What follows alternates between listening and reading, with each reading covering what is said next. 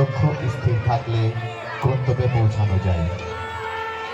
সেই বিষয়কে ছোঁয়ার চেষ্টায় আজকের নাটক নতুন আলো।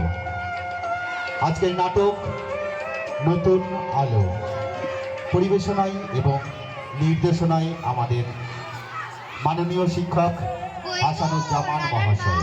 বাড়িতে আছো নাকি? হ্যালো। ও ম্যাডাম যে, আসুন আসুন, ভেতরে আসুন। তার রানা কয়েকদিন ধরে স্কুলে যাচ্ছে না, কি ব্যাপার? গরিবের সংসার ম্যাডাম, কি করে পড়াশোনা করাবো? চাকরি বাকরিও নেই, তারপর শুনছি চাকরি বাকরি পাওয়ার পরেও নাকি কেড়ে নিচ্ছে।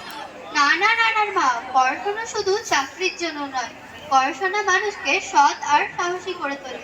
তাছাড়াও আমাদের সমাজে পড়াশোনার কত দরকার তুমি জানো? তা ঠিক বলেছেন ম্যাডাম, কাল থেকে ওকে স্কুলে পাঠাবো। রানা, এই রানা, স্কুলে যা। এখন আবার স্কুলে যে করবো? এই তো কদিন আগে মোবাইলে 10,000 টাকা নিয়ে আসলাম। মোবাইলের টাকা না রে, স্কুল খুলেছে, পড়াশোনা করতে স্কুলে যা।